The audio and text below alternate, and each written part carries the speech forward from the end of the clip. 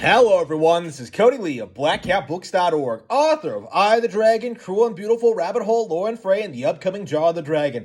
So now that Tears of the Kingdom has been out for a couple of days, we can talk little bit about the narrative surrounding it, or more specifically, the narrative around the performance, because a lot of people really got it into their heads very early on, that the game did not look good, that it did not run well, and that there were all kinds of graphical glitches and errors and problems with the game. I'm not even talking about the quality of the game.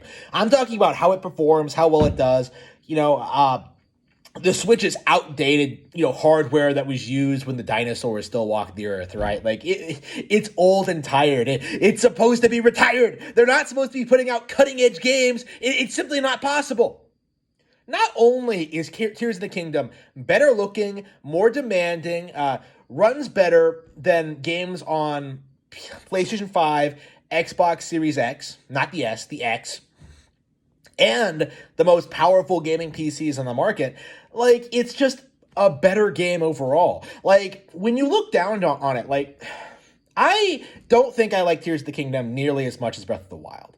I think Breath of the Wild's, pacing was better. You were exploring a brand new map. In a lot of ways, Tears of the Kingdom, it feels like you're retreading a lot of old ground. Now, it's very well made, but it reminds me a little bit of how I felt playing Majora's Mask for the first time, right? It has all these radical changes, but it's still in the same engine. It's still...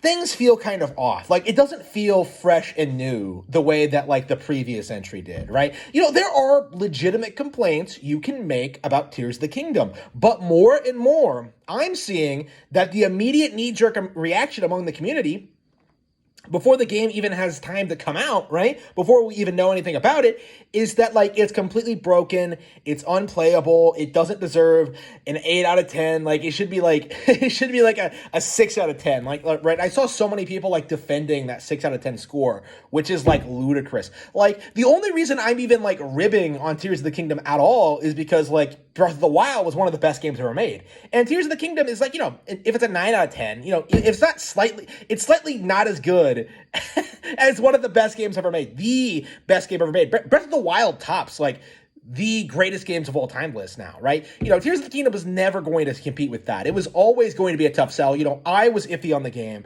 from the onset because of this.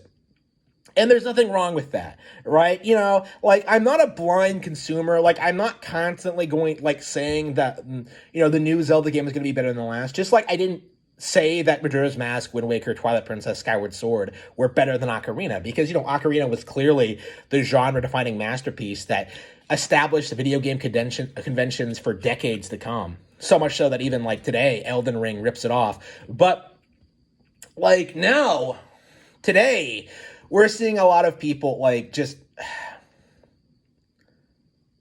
It feels like Tears of the Kingdom was not given a fair shake. Right from the onset. There was a very real agenda against this, trying to downplay this game, trying to pretend Nintendo was going out of business, was going third party, that this would be the last major game on Switch, which we already know is not the case. There were so many, weird agendas being pushed against Tears of the Kingdom. It is almost impossible to take them seriously. And among them, most blatantly, is the fact that the game does, in fact, run, look, and play better than any of its competition.